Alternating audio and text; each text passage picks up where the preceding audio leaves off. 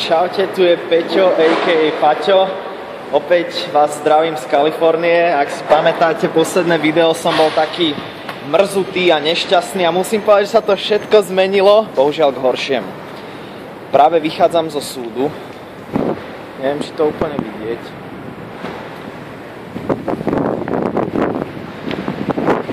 Je to proste súd v San Diegu. Musím vám povedať, že s frajerkou sa tu súdime.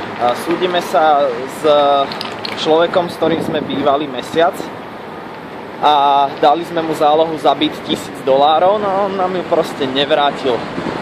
Takže za posledný mesiac sme si toho celkom veľa vytrpeli a museli sme si od neho vypočuť aj zo pár výhrážok, že nejakí ľudia nás tu zbijú a tak, takže ja som bol trošičku paranoidný, asi 2 týždne, keď som chodieval o polnoci z práce domov.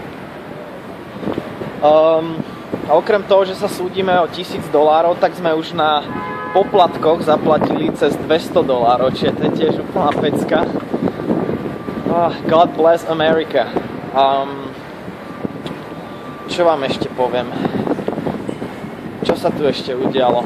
Takže počas toho, ako sme museli vybavovať strašne veľa vecí ohľadom súdu, tak sme museli stále pracovať tak 55 hodín týždenne, ako som už spomínal na predchádzajúcom videu. Takže to bolo celkom stresujúce. Ale čo je dobrá správa je, že som konečne prestal pracovať. Konečne to máme za sebou. Frajerka mala včera poslednú šichtu. Takže už to začne byť len dobré. Za 4 dní ideme do Vegas. Trošičku zresetovať centrálnu nervovú sústavu pomocou alkoholu. No a z Vegas letíme do Peru cez Miami. V Peru budeme 2 týždne.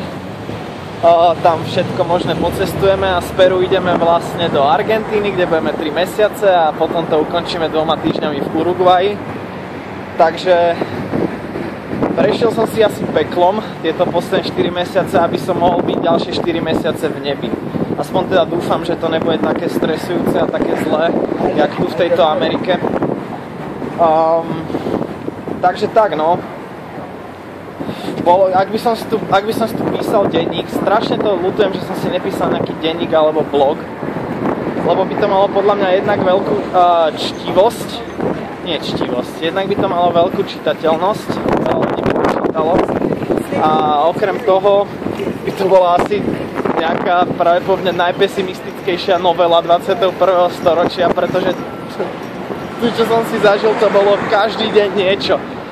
Hrozne ľutujem, že som si tu niečo nepísal, nejaký denník alebo niečo také, lebo to je až neuveriteľné, čo sa mne tu dialo tieto 4 mesiace. Možno spravím nejaký sumár o pár dní a zverejním to niekde, ale to už nebude také nabité emóciami, ako keby som si to písal každý deň po všetkých tých zlobách, čo sa tu diali. No každopádne všetko zlé dávame do prdele a sústredím sa na Vegas a Južnú Ameriku teraz, takže to je teraz priorita. Spravím si nový channel. Určite si spravím nový channel, kde budem dávať updaty ohľadom... Ty kokos, už ma boli ruka. Kde budem dávať updaty ohľadom mojich ciest, bude tam určite nejaký blog z Machu Picchu, budú tam blogy z Argentíny, budú tam blogy z Vegas. Proste začínam asi tento týždeň, určite dám vám vedieť, ako sa ten channel volá. Môžete sledovať. Budem tam určite dávať aj nejaké informácie ohľadom mojej rannej stolici. To veľa z vás vlastne si vyžiadalo tieto informácie, neviem akým spôsobom je to zaujímavé, ale tak čo nespraviť pre fanúšikov, že jo?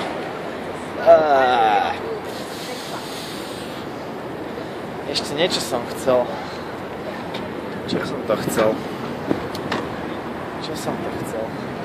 Tak si pozrite San Diego.